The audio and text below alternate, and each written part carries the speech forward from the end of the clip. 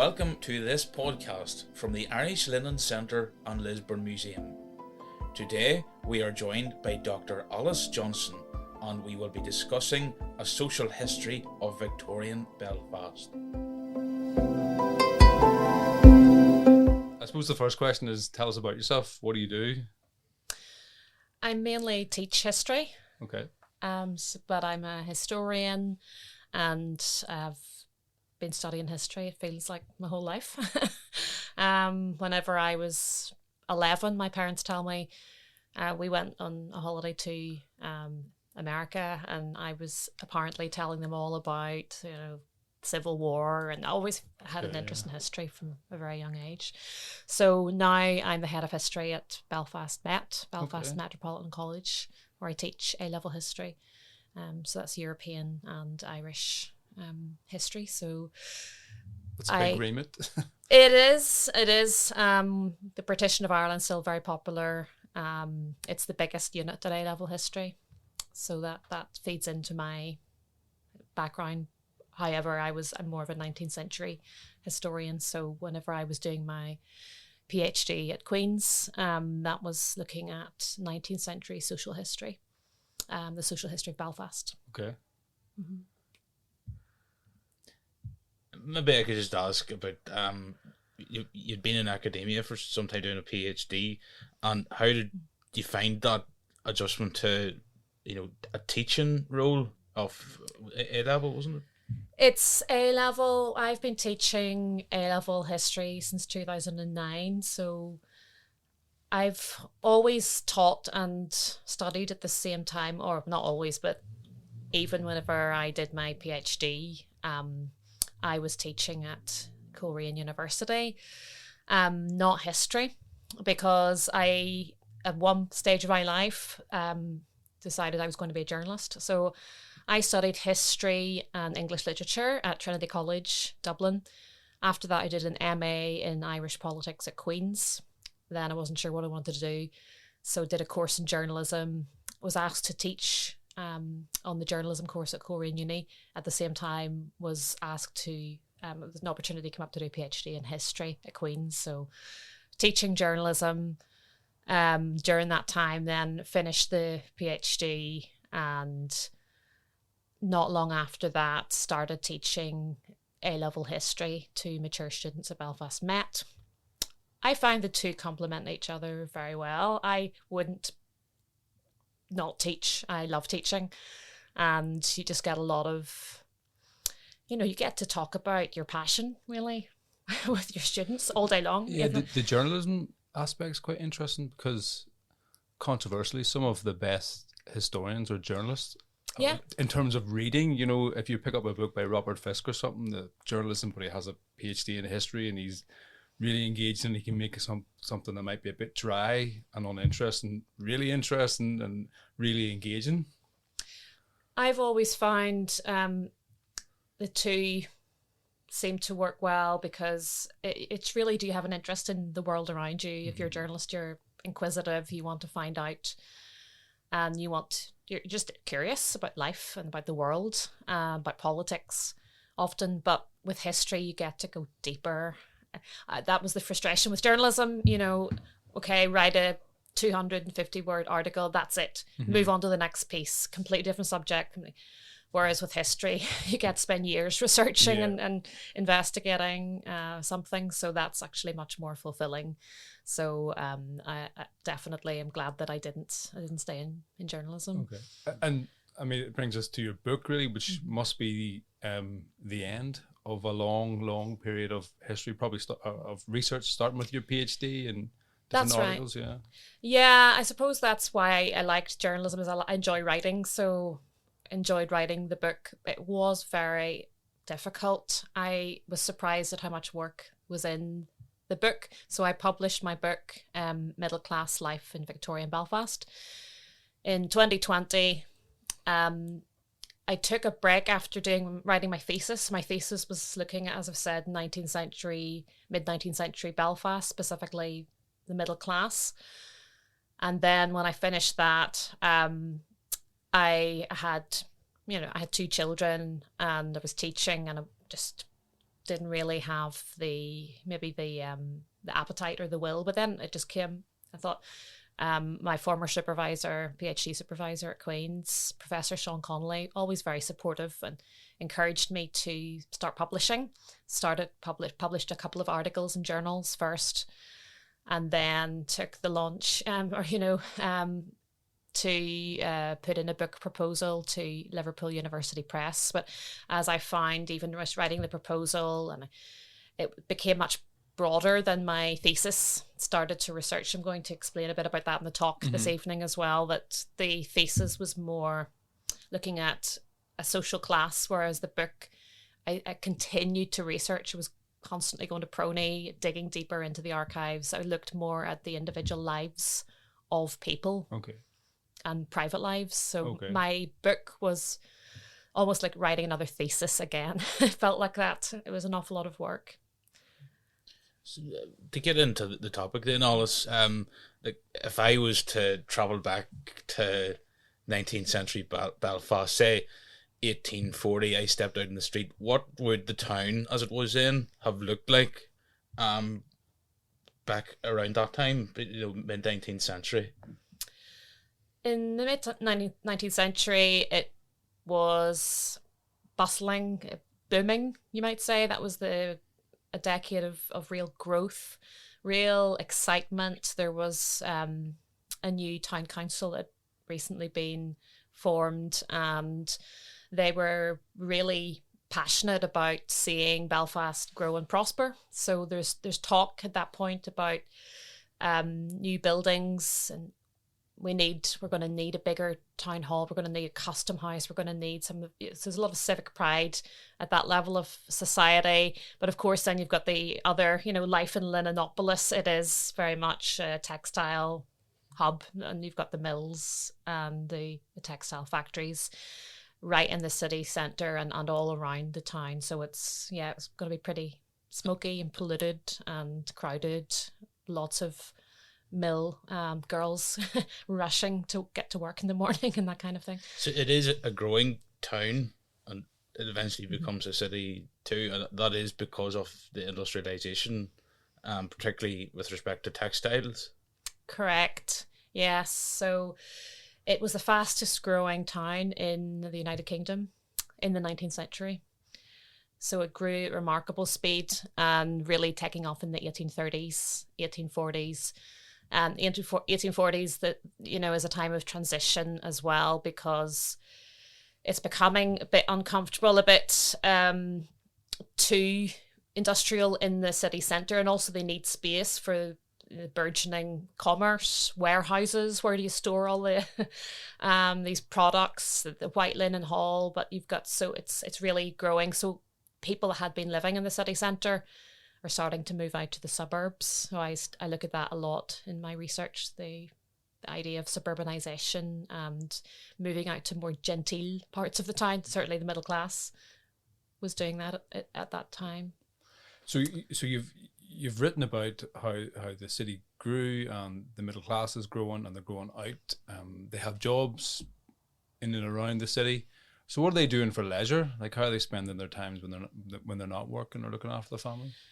Well, I found when I was looking at the middle class elite, as I call them, I tended to find most of the sources I was coming across were from quite the wealthiest strata, if you like, of the middle class. But I do look at kind of the professional class as well, clergy, doctors, lawyers, that type of class.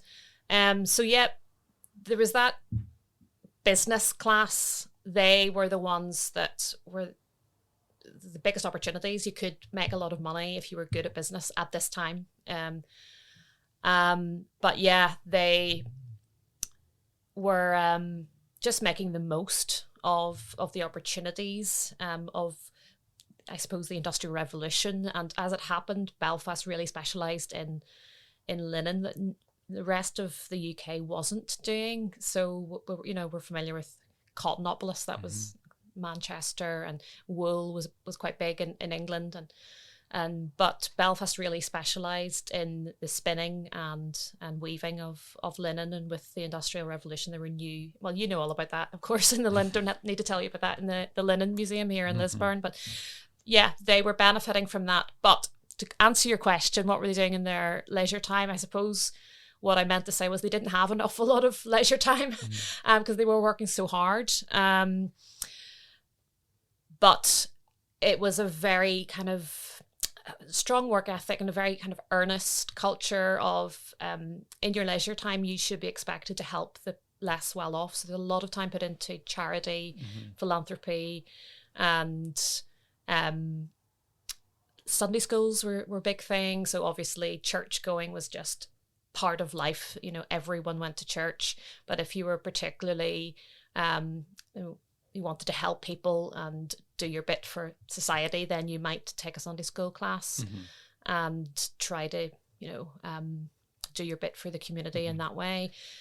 But there, you know, they did have time in the summer where they would go on summer holiday, take a holiday. And with the growth of the railway, that's the other thing that's happening, of course, in the 1840s, is they could get the train down to Hollywood, then Bangor, then even up to Portrush. And I found that the middle classes would take a holiday home. You know, they would actually rent a house at the coast in the summer. The head of the family, like the businessman, would often maybe travel back to work from time to time to check in the office or check in the business. And with the railway, he could do that, whereas his family could stay on holiday. So there were different roles for men and women.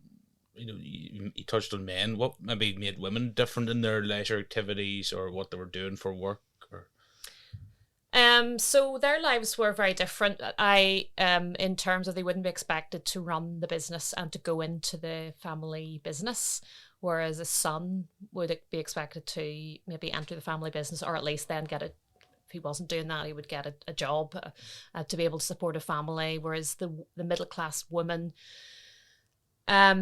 they could end up working if they remained single, maybe in teaching, but most of them would probably try to get married or end up getting married, have a family. And because it was the Victorian era, that was a lot more time consuming. I found that it just really was all consuming while their children were young, and they had large families. They had a lot of children, and they had to manage the household and do a lot of sewing themselves. They didn't actually buy all their clothes. They had to sew a lot of their children's clothes. There were certain chores that it was respectable for a middle-class Victorian lady to do, and others that a bit of light gardening, she could do things like that, a bit of sewing, or sometimes a lot of sewing, and supporting her children and in their education and supporting her husband. Okay. But when I think of Victorian Belfast, I think of like the riots, you know, between Sandy Row and the Pound and all the sectarianism that went on. I mean, how does that bubble through into the middle classes? I mean, I've assumed it was a working class inner city phenomenon, but that might be completely wrong. I don't know if you can talk about that a wee bit. Yeah, so there's a chapter in my book, a whole chapter that looks at divisions. It's called A Divided City. And I remember my supervisor, Professor Connolly, kept saying, your book, your research doesn't focus on sectarianism, and because that's what a lot of historians have done. They've kind of centered on that, as that almost defined Belfast. Whereas I'm just looking at what people were doing with, 99% of the time. But however, you can't ignore the fact that there was rioting, especially during the summer season, and at certain, points of tension, depending on what was going on politically. There were riots around, various times of tension. And I do cover that in my book. And I do also look at the Roman Catholic community in Belfast, focusing mostly on the middle class, Catholic community, and how their lives were not that dissimilar to the Protestant middle class. And they did mix at social functions and, for work and business reasons. But yeah, the riots themselves were definitely, you're right, they're carried out by the lower classes, and a lot of it was kind of recreational rioting as well. And what changes now? Yeah, but I found you can't, when I was reading the correspondence of the middle class families that I was studying, they would mention, oh, how did the 12th go? Did it go okay this year? Did you get out of the city? So they were touched by, by this kind of thing. And then of course some of the blame was put onto those firebrand, ministers, those clergymen who were accused of kind of stirring up, provoking almost, sectarian violence and so on. So I do look at the dynamics of that as well. Okay. And how did Belfast as a Victorian city compare to other cities across the UK and Ireland?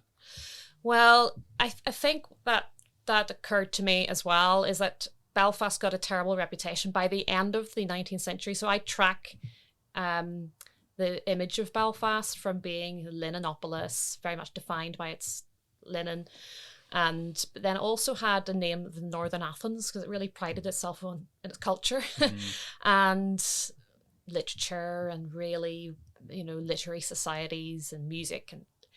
But by the end of the 19th century, by the time Belfast is at its largest in 1901, it's also developed this uglier reputation for being a place where sectarian clashes and riots occur. However, that was also happening in Glasgow and Liverpool and other British cities as well. So it wasn't that unique. It wasn't the only UK city that was experiencing those challenges. So it had a lot in common with the likes of Manchester. Glasgow was the obvious comparison. Liverpool. What I found really interesting is that the Belfast middle class never seemed to go to Dublin, never mentioned it, almost like Dublin didn't exist. Their points of reference were England, were Scotland. Dublin was a very, very different city. Okay. And they just didn't have they didn't have the business connections that they had with across the Irish Sea. That's interesting, isn't it? Yeah. I suppose we need to wrap up now, but big question, like what are you working on next? I mean, what's the next book going to be about? Well, that one seemed to, as I've said earlier, it took so long, it was such an awful lot of work that I'm just taking my time with book number 2. But I'm really interested in the working class of Victorian Belfast.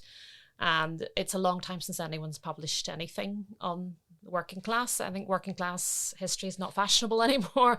So there's a real gap there. But, I'm an independent scholar, so I'm doing it in my own time. So it is a challenge. But I've got a lot of sources from Prony, looking at trade union records. I'm interested in shipyard workers.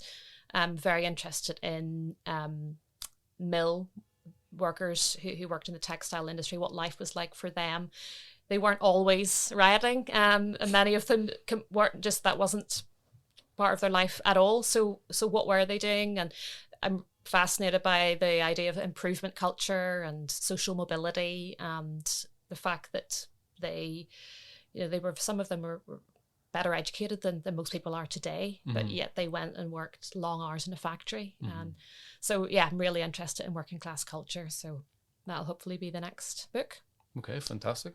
And just remind us again of the title of your book that's already published, and where maybe could people get it if they were interested? It's called Middle Class Life in Victorian Belfast. So it's a social history of Victorian Belfast, looking at a range of themes. And it's, as far as I know, available anywhere online, the usual places. Great. Grant. Thank you.